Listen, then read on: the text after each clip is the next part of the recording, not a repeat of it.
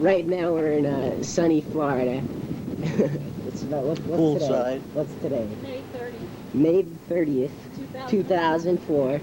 I'm interviewing my grandfather. What's your name?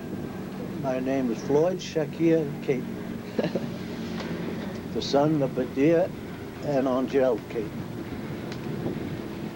So, what were your earliest memories, Grandpa?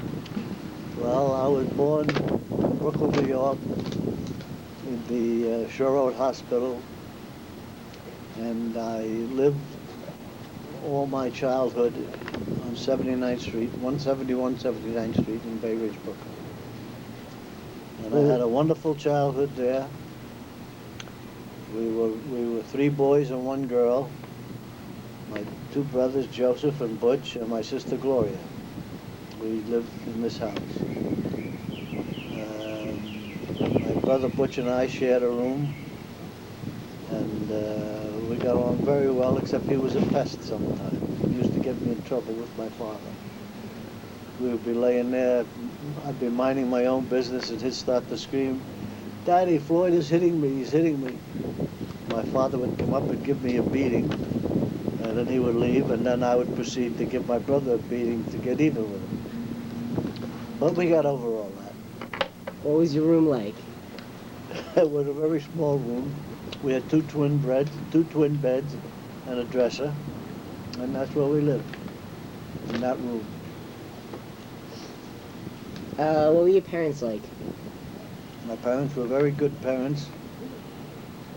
My father was a hard-working salesman who used to travel for his linen business, and he used to be away during the week and come back on the weekend. Where'd he go? Huh? Where'd he go? Well, he used to go to different cities in the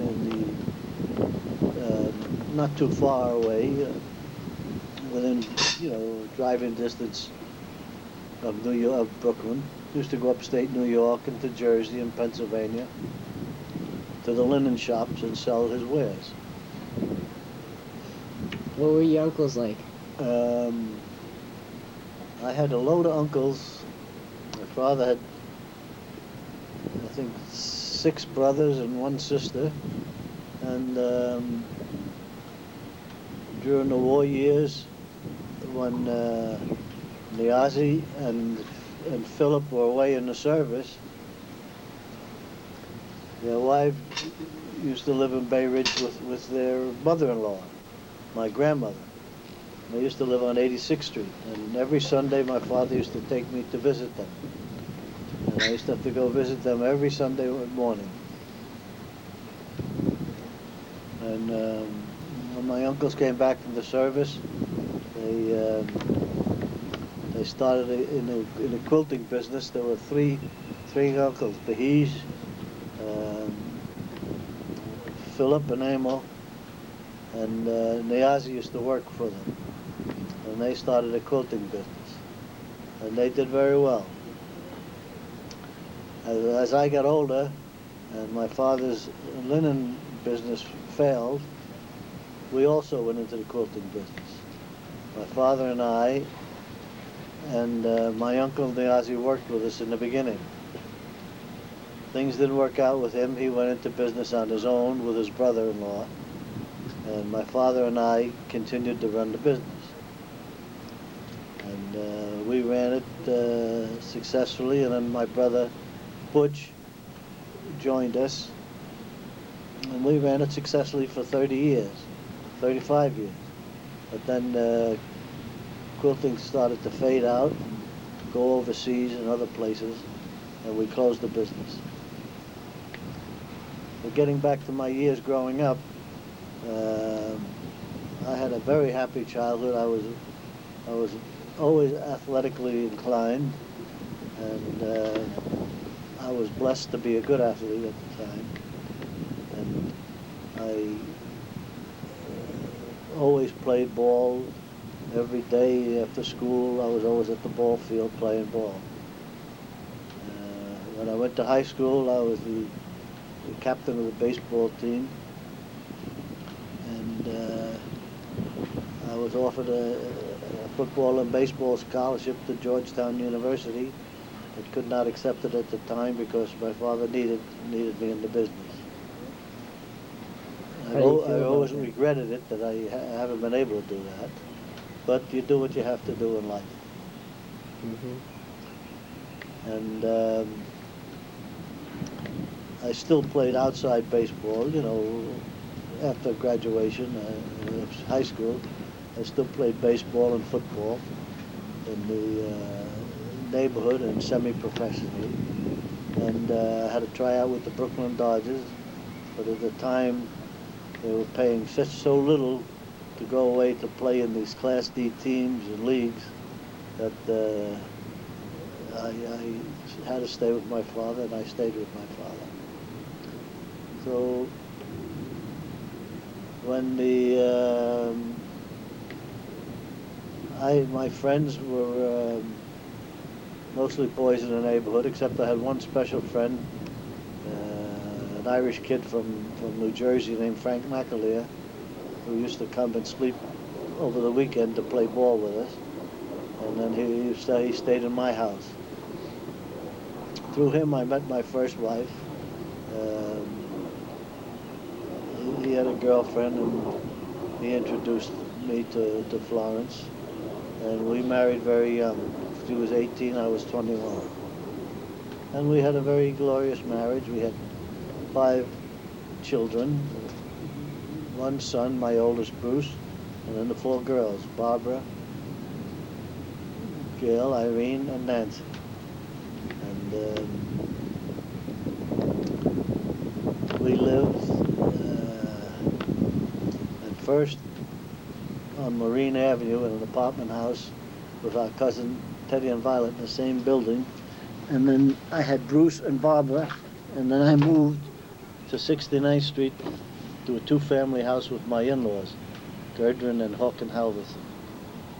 And we lived there until, I guess Nancy was maybe 9 years old or so. And then we bought a house on our own, a lovely 1-family house on 77th Street and 10th Avenue.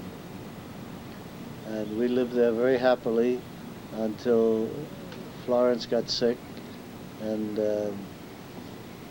she had pancreatic cancer, and in 3 months she passed on. It was a difficult time for the girls and I, because Nancy was still only 12 years old. And we managed. They babysat for me for 2 years. They wouldn't leave me alone. They made sure there was always somebody around taking care of me. I wasn't supposed to know it, but that's what happened. And then, after 2 years, I met a lovely woman, Gladys, at a Masonic affair. She was divorced, and we hit it off pretty good, and in time we got married. And Irene and Nancy lived with us in the beginning, and Gail got married, and Barbara was married, and Bruce had left the city. So we were married, and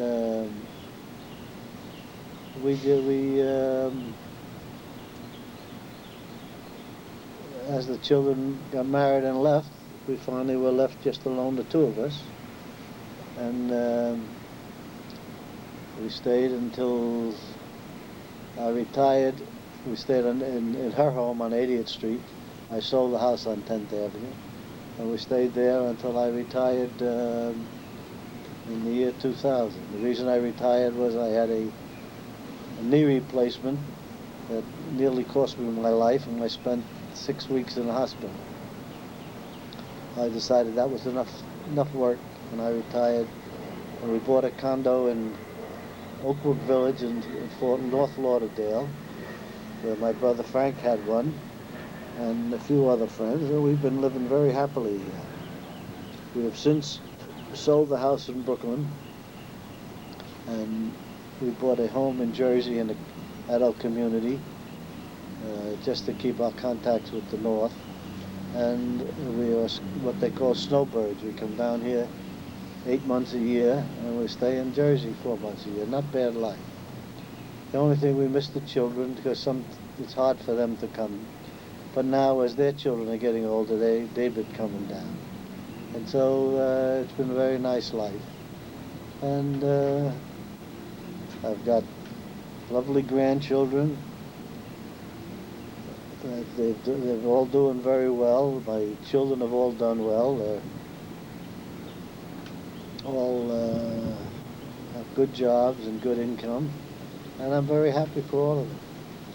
And now my grandchildren are starting to graduate college and go into the business world, and I'm sure they'll do fine, better than we did. And so far, that's my life. Well, let's get back to your childhood for a little bit, Go too. ahead. What was grammar school like? Grammar school, we went to PS 102, which was on 72nd Street and Ridge Boulevard, and we lived on 79th Street below Ridge Boulevard. And every day we walked to school. There was no buses then. And at lunchtime, I would either walk home, and then when my mother started working with my father, then I used to buy a sandwich in the delicatessen, and for a quarter I got a sandwich and a soda, and that was my lunch. And we stayed by the school at lunchtime, and after school we went to the afternoon classes. And I graduated from PS 102, and went to Fort Hamilton High School, which is newly built in the area, and a beautiful high school.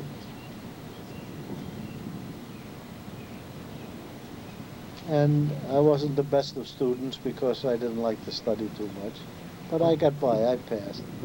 And that's about all. Then you know the rest of it. What were you doing when you weren't studying? What's that? What were you doing when you weren't studying?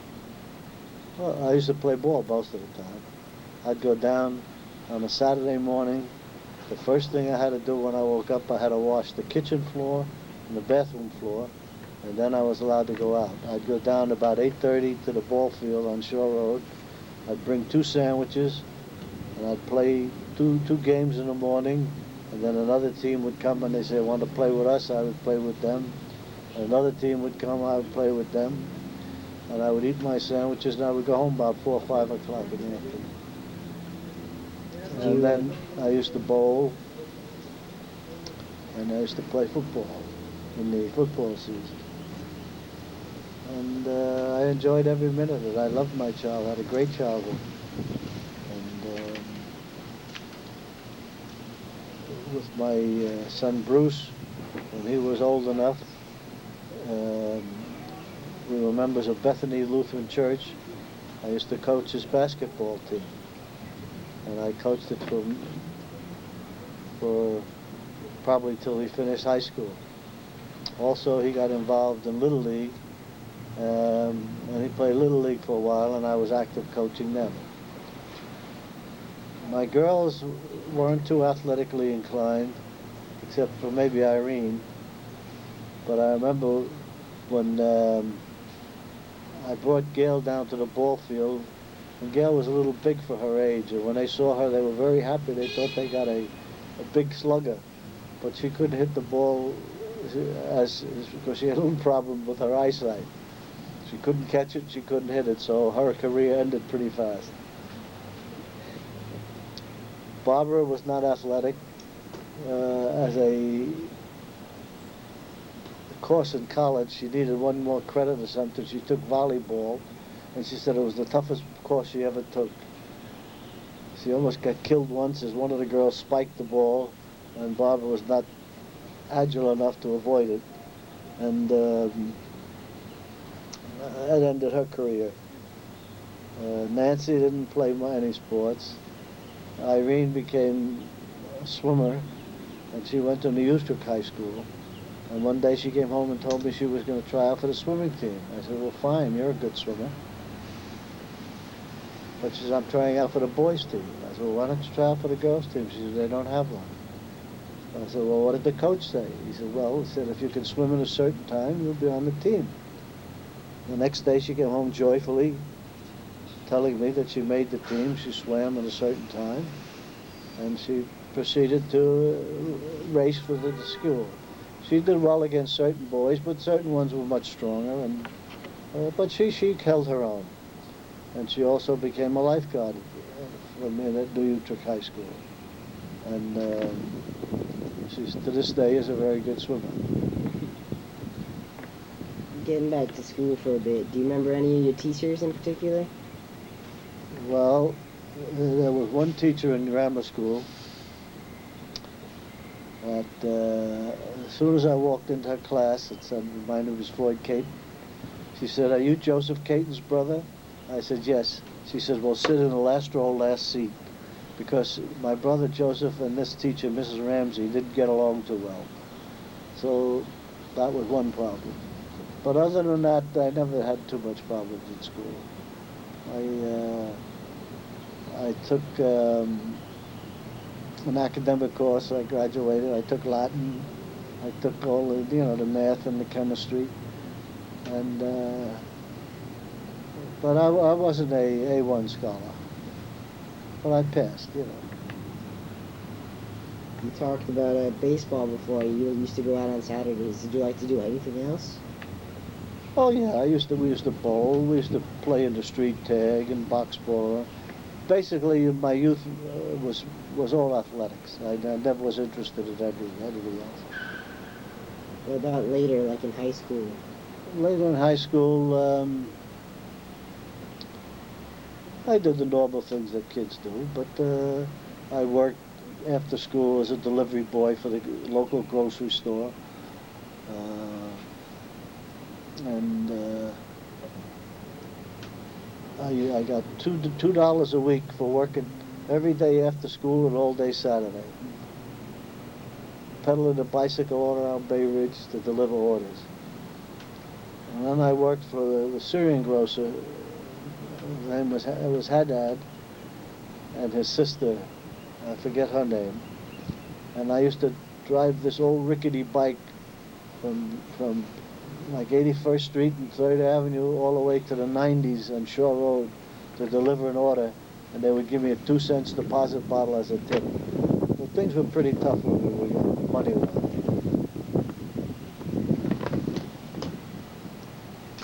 Do you remember any old girlfriends or anything like that? Yeah, I had a few girlfriends at schools.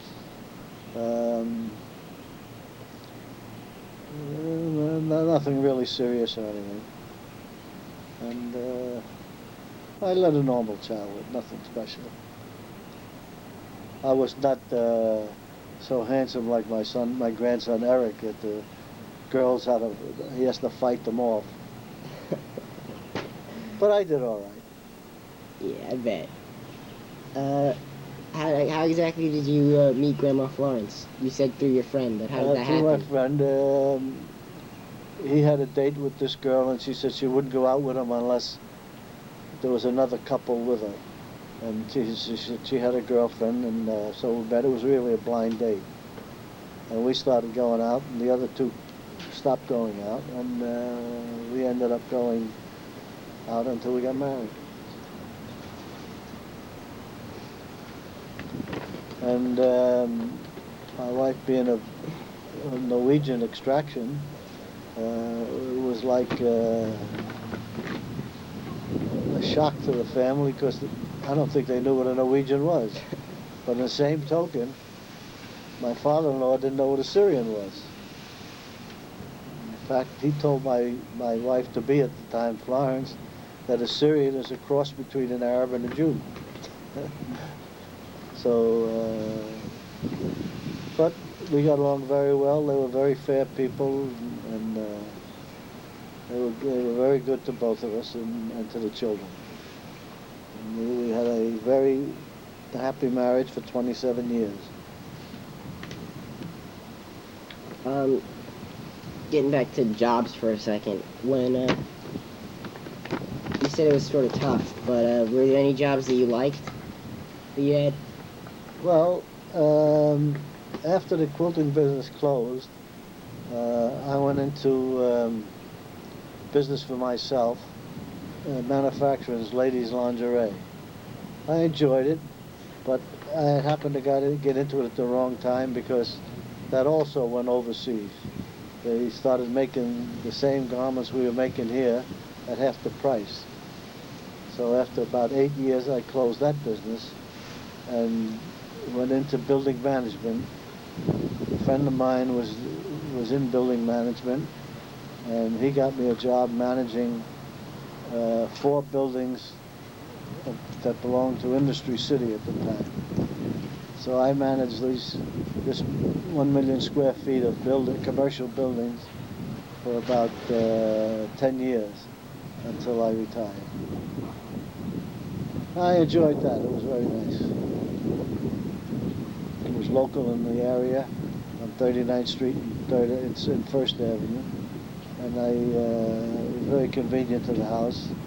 And I was my own boss. I ran the building, took care of all the maintenance people and the elevator operators that showed up for work and were there on time. All the services were taken care of. And when the tenants had a complaint, I saw to it that it was taken care of.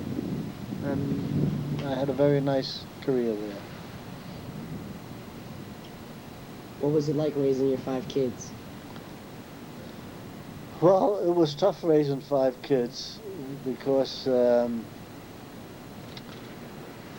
we were a little cramped. We had the 4 girls lived in one room.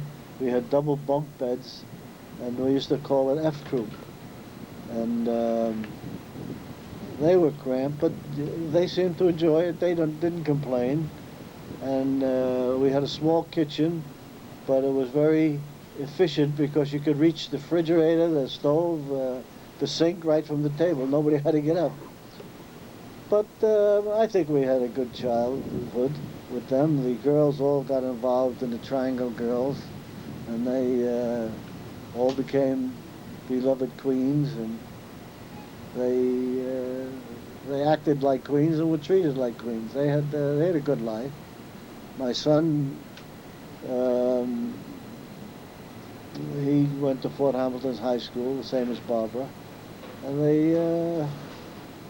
he graduated, and then he went down south. He went to work as an electrician after learning through my brother-in-law George how to be an electrician. He went down south and worked down there. And then Irene graduated New Utrecht High School. Gail graduated Fort Hamilton, and Nancy graduated from St. Saviour's Catholic High School. She had a little problem because she was Lutheran, but she managed. Yeah. How come you went to both the Catholic and Protestant church when you came? Well, my father was Protestant and my mother was Catholic. And my brother Joe and Gloria were Catholics, and my father was determined that I was going to be Protestant. So I went to both Protestant Sunday school and then Catholic church on Sunday. Not without my other parent knowing which one, the other one that I was going to.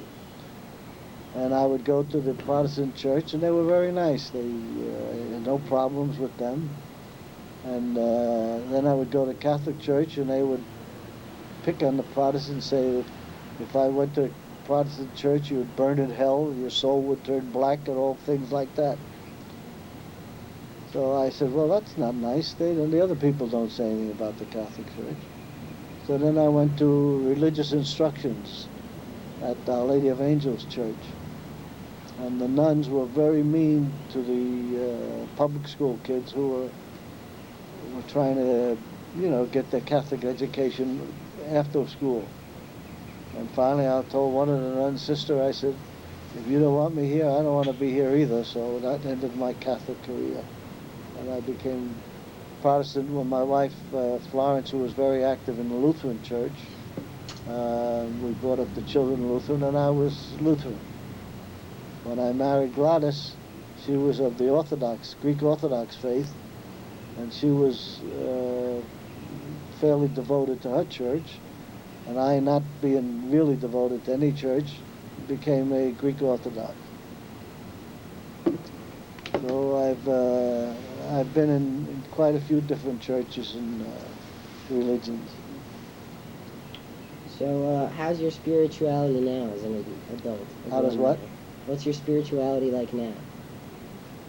Well, I'm very tolerant of all religions. I feel just because somebody is born a certain religion, that shouldn't be held against them, or it shouldn't be anything special. As long as they are good in their religion and obey whatever it is they're supposed to listen to, that's fine by me. I said, just because you're born a certain religion doesn't mean you should have any extra privileges if you're not a good person. If you're a good person, you're entitled to go to whatever heaven there is or whatever hell there is if you're not a good person. So, what would you say your personal beliefs are now? And are they in line with that? What's that? So, is that your personal belief that it's not so much the religion, but it's the goodness in the person? Yes, that's what I think is more important than the religion, is the goodness of a person to their fellow man, and that they, if you just go by the golden rule, I think is fine. You do unto others as you want done unto you, and that's a good thing to live by. So, what's important to you in your life right now? Well, the importance to me, the main importance is my family. Both my brothers and my sister and my children and their children. That's what we basically live for. To finish out your life and see your children grow up and your grandchildren to be successes and to be good kids, and they all seem to be doing very well. And we have a reunion every few years, and it's wonderful to see them all get together, even though they don't see each other too often, and they get along very well and they enjoy each other, and they're very close for being far away from each other, and that's a lovely thing to happen. What do you think about the meaning of life? The meaning of life, I don't give that too much thought. I just figure I'll do whatever I can to help my family and stuff, and then just live out the rest of my life enjoying it if I can. So, what would you want your grandkids, like me, to know? What do I want from my grandchildren? All I want is the respect to their parents and to their elders that's deserved, and to see that they grow up to be good, righteous citizens of this country, and to appreciate this country for all it's done for all of us. Because what's going on in the world, there's a lot of terrible places that you could have been brought up in. And you should always feel honored to be here in this country. Some of you, some of our grandchildren have differences and think that certain things are not right. Well, they're entitled to that. But also you have to appreciate other people, that they're entitled to their beliefs. And I always believe that way. As long as people don't try to force their beliefs on you, let them do as they wish. Hmm? If you could change anything about yourself, what would you change? Well, there's nothing really you can change at this stage of the game. I think if I had a life to live over again, I would have fulfilled what I really wanted to do, and that was to be a professional athlete. I would have gone to college and gone that way. But that's over the dam. That's water over the dam.